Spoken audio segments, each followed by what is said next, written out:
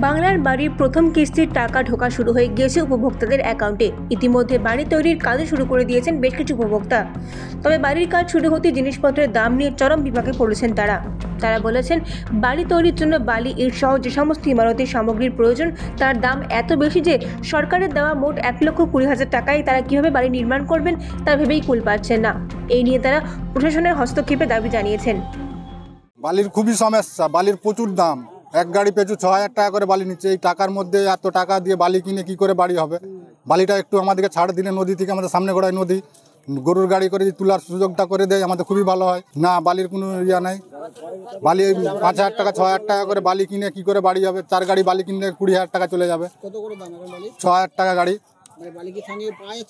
পাওয়া যাচ্ছে, দূর থেকে তারা 6,000 টাকা গাড়ি নিচ্ছে। আমাদের সামনে গোড়ায় নদী, একটু বালিটার ব্যবস্থা করে দিলে খুবই ভালো হয়। আমাদের ব্লকে, চন্দ্রকোনা 2 ব্লকে আমরা 3,788 জন বেনিফিশিয়ারির নাম আমরা জেলাতে পাঠিয়েছিলাম। অ্যাপ্রুভড বেনিফিশিয়ারি আছে আমাদের 3,788।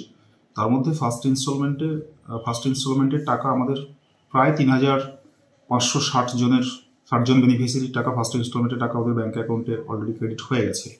আমরা বিভিন্ন জিপিতে ক্যাম্প করছি এবং যাতে বেনিফিশিয়ারিটা খুব তাড়াতাড়ি বাড়ি শুরু করে দিতে পারে সেদিকটাও আমরা দেখছি। আমরা পঞ্চায়েত সমিতির তরফ থেকেও দেখছি এবং জিপিদেরকেও আমরা ইনস্ট্রাকশন দিয়ে দিয়েছি, ওরা যেন ওগুলোকে মনিটর করে। কিছু কিছু বেনিফিশিয়ারি অলরেডি বাড়ি তৈরি করতে শুরু করে দিয়েছে। আমাদের কাছে ইনস্ট্রাকশন আছে যে বাড়িটা 270 স্কোয়ার ফিটের মধ্যে বাড়িটা হতে হবে। উপরে সে অ্যাসবেস্টাস দিতে পারেন বা তিনি টিন দিতে পারেন, বা তার যদি আরও আর্থিক সামর্থ্য থাকে তিনি ওটাকে ছাদও ঢালতে পারেন। তবে তার এক্সট্রা টাকাটা তাকে নিজেকে বহন করতে হবে। প্রথম কিস্তিতে তারা 60,000 টাকা পেয়েছেন। 60,000 টাকা পর্যন্ত তারা তাদের যে আছে 270 square feet minimum 270 square feet যে কার্পেট এরিয়া থাকে সেটা তাদের করতেই হবে। তার বেশি তারা করতে পারে, তাহলে তার ফান্ডটা তাদের নিজেদের থেকেই দিতে হবে আর কি। রাজমিস্ত্রি কাজ করছেন তো? হ্যাঁ। এদের যে বাড়িটা করছেন কি কতটা মাপে করছেন? এই 10 বাই 10 রুম। কটা রুম হবে?